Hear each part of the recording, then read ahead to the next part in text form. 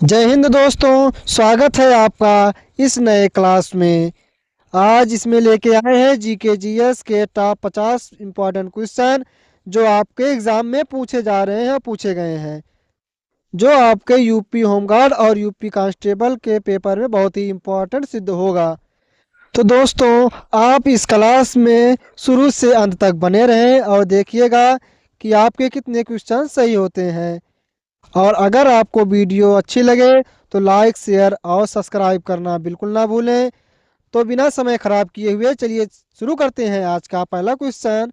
आज का पहला क्वेश्चन है, अमरावती स्तूप भारत के किस राज्य में स्थित है जिसे सातवाहन काल के दौरान भव्य रूप से दिया गया था? तो साथियों, आप सब बताएंगे आपका सही उत्तर क्या होगा। कर्नाटक होगा, या तमिलनाडु होगा, या आंध्र प्रदेश होगा, या महाराष्ट्र होगा। तो साथियों, आपका सही उत्तर हो जाएगा ऑप्शन सी, आंध्र प्रदेश। साथियों, अमरावती स्तूप भारत के आंध्र प्रदेश राज्य में स्थित है जिसे सातवाहन काल के दौरान भव्य रूप दिया गया था। आपका सही उत्तर हो जाएगा ऑप्शन सी। अगला प्रश्न है, किस मुगल शहजादे ने उपनिषदों का फारसी में अनुवाद सिर ए अकबर के नाम से करवाया था? तो आपका सही उत्तर हो जाएगा दोस्तों ऑप्शन ए, दारा सिकोह ने करवाया था। आपका अगला प्रश्न है, दक्कन दंगा आयोग का गठन 1875 में किस घटना की जांच के लिए हुआ था? तो साथियों, आपका सही उत्तर हो जाएगा ऑप्शन बी, साहूकारों के विरुद्ध किसानों का विद्रोह। ऑप्शन बी आपका सही हो जाएगा। आपका चौथा प्रश्न है, 1927 की बटलर कमेटी का मुख्य उद्देश्य क्या था? तो आप सब बताएंगे साथियों। शिक्षा में सुधार था, या सेना का आधुनिकीकरण था, या भारत सरकार और देशी रियासतों के बीच संबंधों की जांच था, या अकाल राहत कार्य था? तो साथियों, आपका सही उत्तर हो जाएगा ऑप्शन सी, भारत सरकार और देशी रियासतों के बीच संबंधों की जांच। ऑप्शन सी आपका सही उत्तर हो जाएगा। आपका पांचवा प्रश्न है, शमस ए सिराज अफीफ किस सुल्तान के दरबारी इतिहासकार थे? तो आप सब बताएंगे किस सुल्तान के दरबारी इतिहासकार थे। गयासुद्दीन तुगलक के थे, या फिरोज शाह तुगलक के थे, या मोहम्मद बिन तुगलक के थे, या बलबन के थे? तो आपका सही उत्तर हो जाएगा साथियों, शमस ए सिराज अफीक जो है फिरोज शाह तुगलक के दरबारी इतिहासकार थे। Option B, Firoz Shah Tughlaq. आपका सही उत्तर हो जाएगा ऑप्शन बी। आपका छठवां प्रश्न है, अद्वैत वेदांत के अनुसार ब्रह्म और आत्मा के बीच संबंध क्या है? तो दोस्तों, आपका सही उत्तर हो जाएगा दोनों एक ही है, अभेद। ऑप्शन बी आपका सही हो जाएगा। साथियों, आपका सातवां प्रश्न है, अहोम विद्रोह 1828 भारत के किस वर्तमान राज्य से संबंधित है? तो साथियों, आप सब बताएं, नागालैंड से संबंधित है, या त्रिपुरा से संबंधित है, या मणिपुर से संबंधित है, या असम से संबंधित है? तो साथियों, आपका सही उत्तर हो जाएगा अहोम विद्रोह 1828 भारत के असम राज्य से संबंधित है। ऑप्शन डी, असम राज्य आपका सही हो जाएगा। आपका आठवां प्रश्न है, विश्व इतिहास से लिया गया है, टेनिस कोर्ट की शपथ 1789 किस देश की क्रांति की एक प्रमुख घटना है? तो साथियों, आपका सही उत्तर हो जाएगा टेनिस कोर्ट की शपथ 1789 फ्रांसीसी क्रांति की एक प्रमुख घटना है। ऑप्शन सी, फ्रांसीसी क्रांति आपका सही उत्तर हो जाएगा। ऑप्शन सी आप लोगों का सही उत्तर होगा।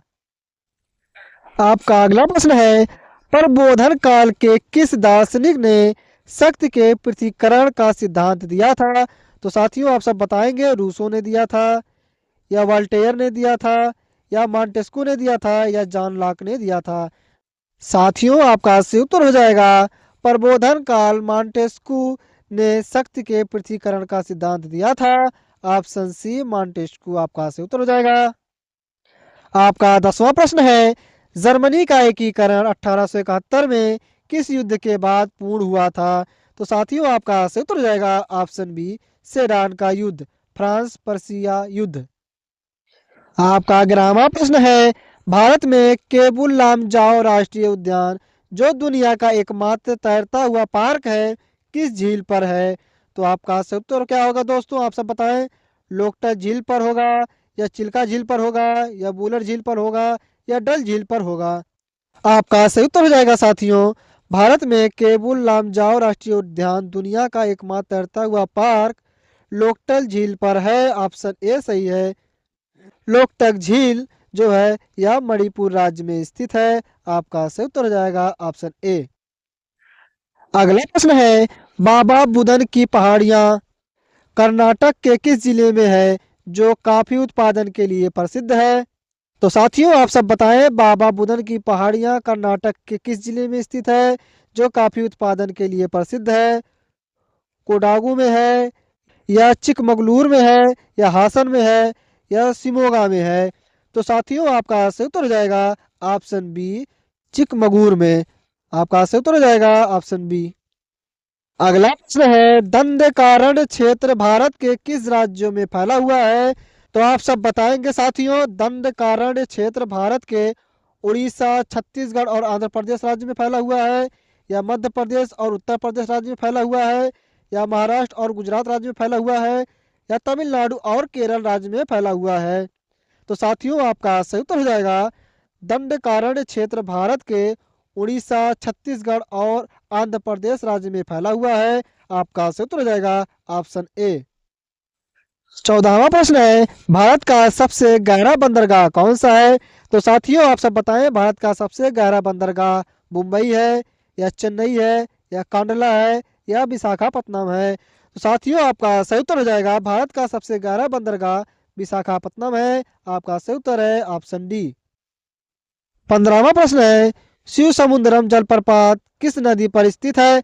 तो साथियों आप सब बताएं, शिव समुद्रम जलप्रपात कृष्णा नदी पर स्थित है, या कावेरी नदी पर स्थित है, या गोदावरी नदी पर स्थित है, या सरस्वती नदी पर स्थित है? तो साथियों आपका सही उत्तर हो जाएगा, शिव समुद्रम जलप्रपात कावेरी नदी पर स्थित है। ऑप्शन बी आपका सही हो जाएगा। आपका 16वां प्रश्न है, ग्रेट डिवाइडिंग रेंज पर्वत श्रृंखला किस महाद्वीप में स्थित है? तो साथियों आपका सही उत्तर हो जाएगा ऑप्शन बी, ऑस्ट्रेलिया महाद्वीप पर। अगला प्रश्न है, सारगासो सागर किस महासागर का हिस्सा है जहां कोई तटरेखा नहीं है? तो आप सब बताएं कौन सा आपका ऑप्शन सही होगा। हिंद महासागर सही होगा, या आर्कटिक महासागर सही होगा, या प्रशांत महासागर सही होगा, या अटलांटिक महासागर सही होगा? तो साथियों आपका सही उत्तर हो जाएगा, सारगासो सागर अटलांटिक महासागर का हिस्सा है जहां कोई तटरेखा नहीं है। आपका सही उत्तर है ऑप्शन डी। आपका अगला प्रश्न है, वायुमंडल की किस परत में रेडियो तरंगें परावर्तित होकर वापस पृथ्वी पर आती हैं? तो आपका सही उत्तर हो जाएगा ऑप्शन सी, आयन मंडल। आपका अगला प्रश्न है, टाइटन किस ग्रह का सबसे बड़ा उपग्रह है? तो साथियों आप सब बताएंगे, टाइटन बृहस्पति ग्रह का सबसे बड़ा उपग्रह है, या शनि ग्रह का सबसे बड़ा उपग्रह है, या वरुण ग्रह का सबसे बड़ा उपग्रह है, या मंगल ग्रह का सबसे बड़ा उपग्रह है? तो साथियों आपका सही तो हो जाएगा, टाइटन उपग्रह जो है वह शनि ग्रह का सबसे बड़ा उपग्रह है। ऑप्शन बी शनि सही है। 20वां प्रश्न है, कंपास घास के मैदान मुख्य रूप से किस देश में पाए जाते हैं? तो साथियों आपका सही उत्तर हो जाएगा, कंपास घास के मैदान मुख्य रूप से ब्राजील देश में पाए जाते हैं। ऑप्शन बी ब्राजील देश सही है। आपका अगला प्रश्न है, भारतीय संविधान का अनुच्छेद 40 राज्यों को क्या निर्देश देता है? तो साथियों आपका सही उत्तर हो जाएगा ऑप्शन ए, ग्राम पंचायतों का संगठन।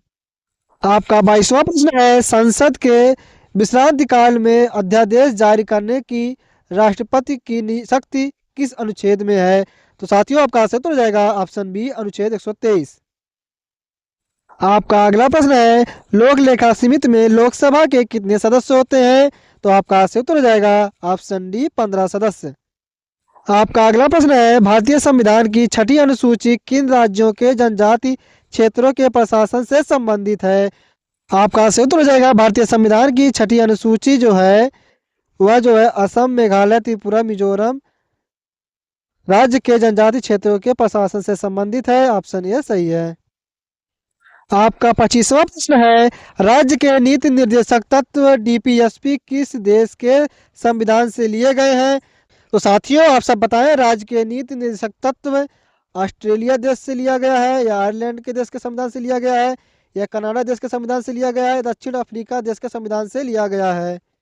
तो साथियों आपका सही उत्तर हो जाएगा, राज्य के नीति निर्देशक तत्व डीपीएसपी जो है वह आयरलैंड देश के संविधान से लिया गया है? ऑप्शन बी आयरलैंड सही है। आपका 26वां प्रश्न है, भारत में मुद्रा का अवमूल्यन अब तक कुल कितनी बार किया गया है? तो दोस्तों आप सब बताएंगे अब तक कितनी बार किया गया है। 2 बार किया गया है, या 3 बार किया गया है, या 4 बार किया गया है, 1 बार किया गया है? तो साथियों आपका सही तो हो जाएगा, भारत में मुद्रा का अवमूल्यन अब तक कुल 3 बार किया गया है। आपका सही तो हो जाएगा ऑप्शन बी।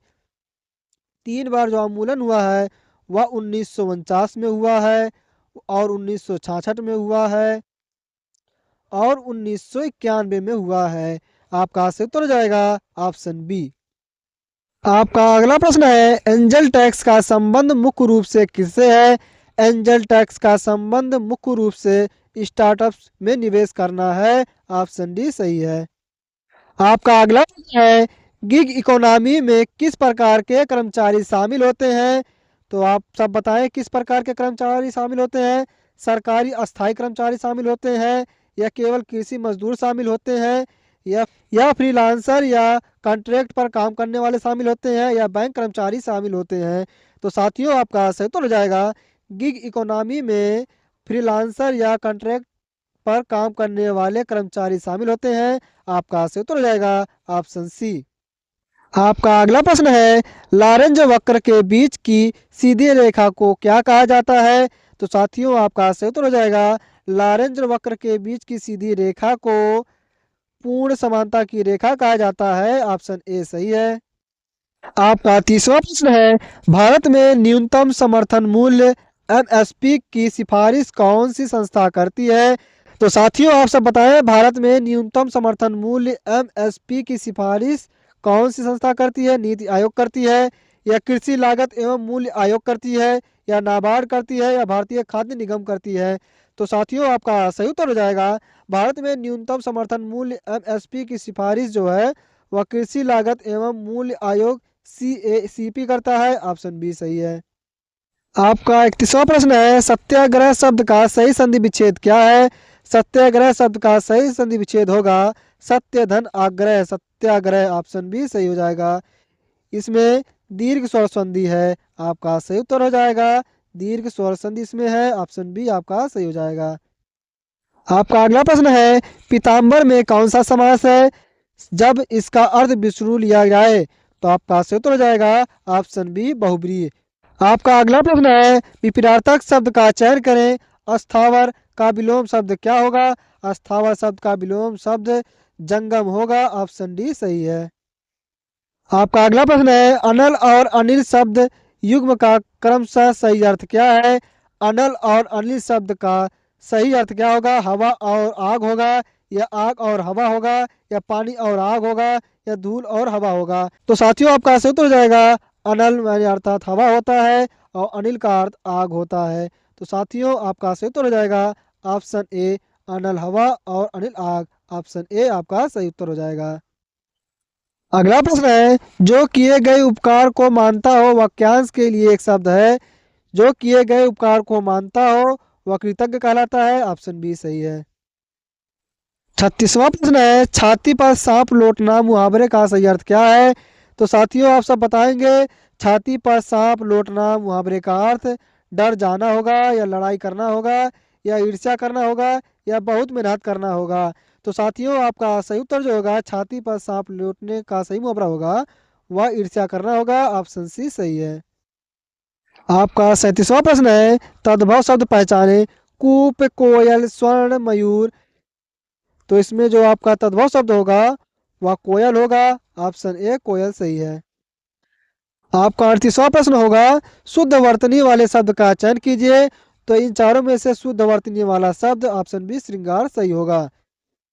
39वां प्रश्न है, आंख का तारा मुहावरे का अर्थ है। तो साथियों आप सब बताएं, आंख का तारा होने का सही अर्थ होगा बहुत कम दिखना, या बहुत प्यारा होना, या आंखों की बीमारी, या तारा देखना? तो साथियों आपका सही उत्तर हो जाएगा, आंख का तारा मुहावरे का सही अर्थ होगा बहुत प्यारा होना। ऑप्शन बी सही है। 40वां प्रश्न है, तरणी का सही अर्थ क्या है? तरणी का सही अर्थ होगा सूर्य। ऑप्शन डी सही है।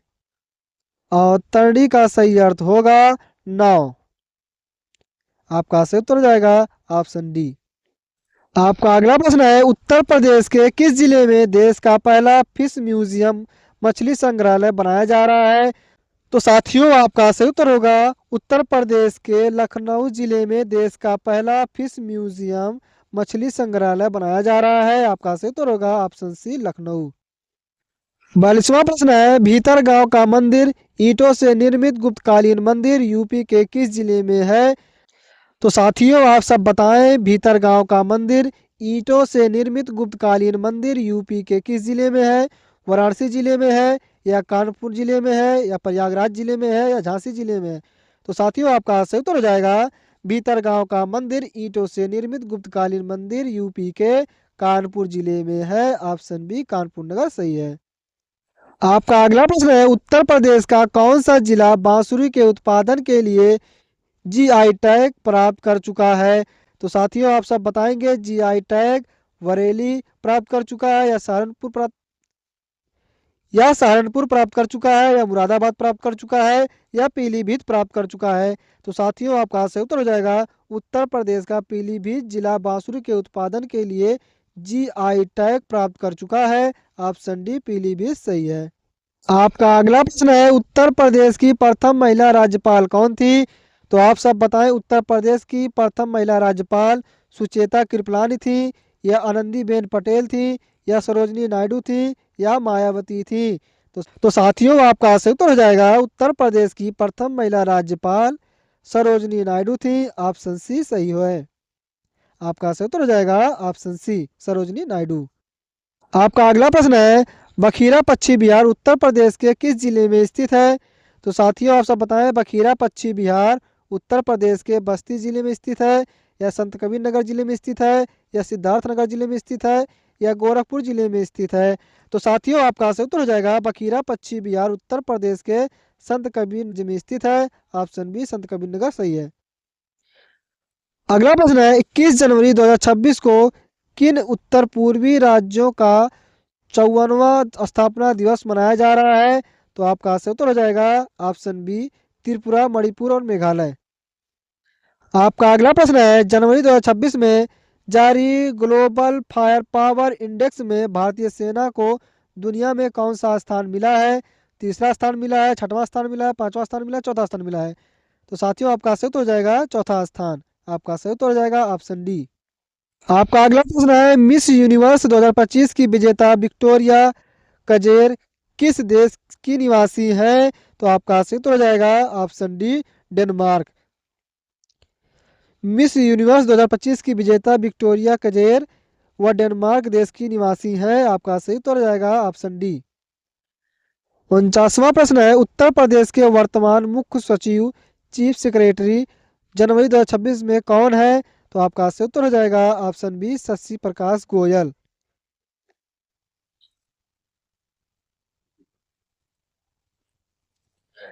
अगला प्रश्न है, हाल ही में 2026 में गणतंत्र दिवस परेड के लिए किस देश के राष्ट्रपति को मुख्य अतिथि के रूप में आमंत्रित किया गया था?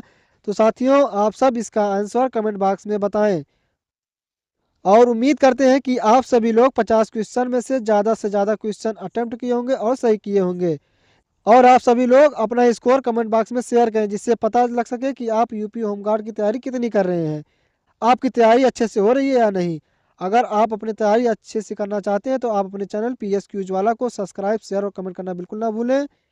दोस्तों, आपके मन में कोई भी डाउट हो तो आप कमेंट बॉक्स में बेझिझक कमेंट करें, हम उसका रिप्लाई देंगे। तो साथियों, उम्मीद करते हैं कि आप चैनल को सब्सक्राइब जरूर करेंगे। मिलते हैं नेक्स्ट वीडियो में। धन्यवाद।